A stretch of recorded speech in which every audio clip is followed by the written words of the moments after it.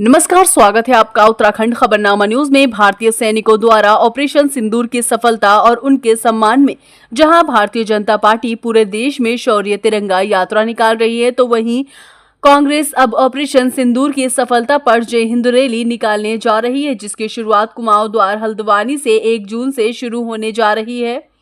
जय हिंद रैली को सफल बनाने के लिए शनिवार को हल्द्वानी में कांग्रेस स्वराज आश्रम में बैठक का आयोजन हुआ, जहां कांग्रेस प्रदेश अध्यक्ष करण मेहरा, नेता प्रतिपक्ष यशपाल आर्य के अलावा कांग्रेस के कई वरिष्ठ नेताओं के साथ साथ भारी संख्या में कांग्रेस कार्यकर्ता मौजूद रहे, जहां रैली को सफल बनाने का आह्वान किया गया।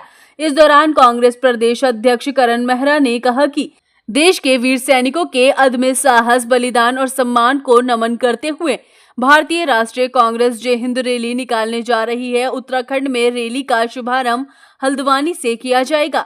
ये रैली विशेष रूप से ऑपरेशन सिंदूर के अंतर्गत भारत की सैन्य ताकत और देशभक्ति को समर्पित होगी, जिसमें हमारे सुरक्षा बलों ने पाकिस्तान की ओर से होने वाली साजिशों और आतंक को मुंहतोड़ जवाब दिया। इस दौरान करण मेहरा ने केंद्र सरकार पर सवाल खड़े करते हुए कहा कि इस रैली के माध्यम से ऑपरेशन सिंदूर के दौरान मोदी सरकार की फेलियर को भी लोगों तक पहुंचाया जाएगा। उन्होंने कहा कि देश के गृह मंत्री सदन में बयान देते हैं कि तत्कालीन प्रधानमंत्री स्वर्गीय इंदिरा गांधी अगर 2 दिन बाद युद्ध विराम कर दी होती तो आज पाकिस्तान अधिकृत कश्मीर भारत का होता। लेकिन ऑपरेशन सिंदूर के दौरान केंद्र सरकार अमेरिका के राष्ट्रपति ट्रंप और एक बड़े व्यापारी के दबाव में आकर युद्ध विराम को अंजाम दिया। उन्होंने कहा कि ऑपरेशन सिंदूर के दौरान भारत के कितने एयरक्राफ्ट नुकसान हुए हैं, अभी तक केंद्र सरकार जवाब नहीं दे पाई है। ऑपरेशन सिंदूर के दौरान कर्नल सोफिया का भी भारतीय जनता पार्टी के एक बड़े मंत्री ने अपमान किया। इससे साफ जाहिर होता है कि भाजपा सैनिकों का कितना सम्मान करती है। 1 तारीख को ये रैली प्रस्तावित है हल्द्वानी में, क्योंकि कुमाऊं का द्वार है और हमारी मैक्सिमम रैली जो है देहरादून इत्यादि क्षेत्र में हो रही, तो ये निर्णय किया हमारे शीर्ष नेतृत्व ने कि कुमाऊं को भी लिया जाए। और क्योंकि सेना के शौर्य को सैल्यूट करने के लिए, उनका सम्मान करने के लिए रैली बुलाई गई है।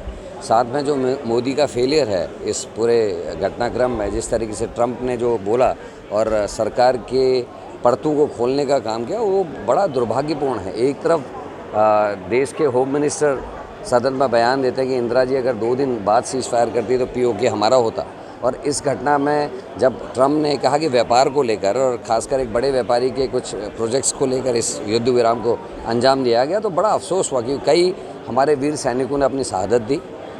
अभी तक फौज या जो सरकार का उपक्रम है जो जवाब देने वाला, वो ये नहीं बता पाया कि कितने हमारे जहाज़ गिरे हैं, चाहे राफेल हैं, चाहे वो मेघ हैं, कौन कौन से हमारे एयरक्राफ्ट्स को नुकसान हुआ, वो जानकारी नहीं। केवल इतना बता रहे हैं कि पायलट्स वापस आ गए हैं।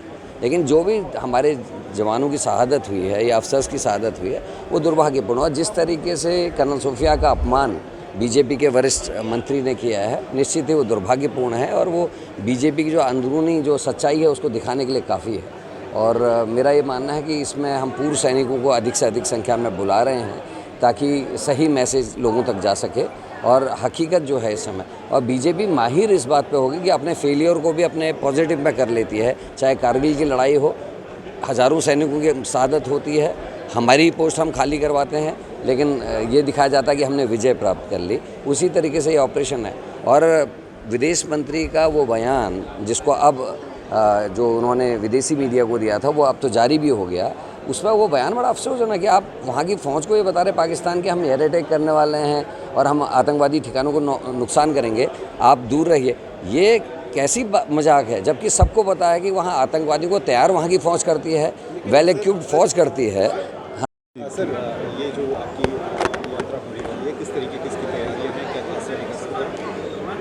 देखिए, भारतीय सेना का एक इतिहास रहा है, शौर्य का, बलिदान का, पराक्रम का, वीरता का,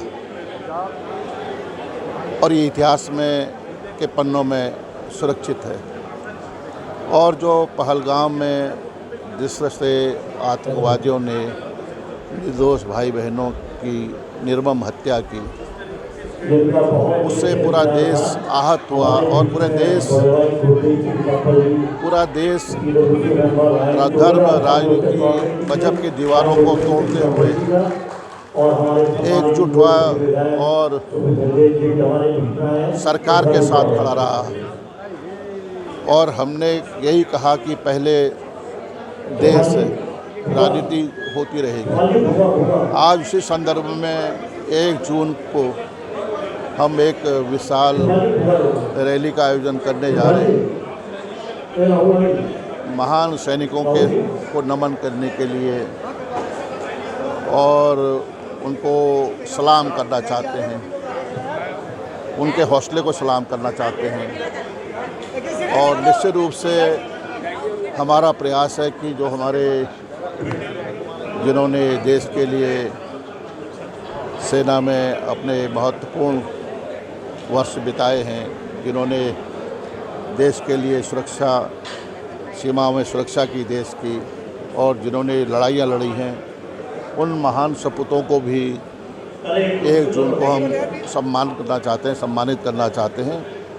इसलिए आज इस बैठक का यहाँ पर हमने आयोजन किया है और हम चाहेंगे कि इसमें सबकी सहभागिता हो।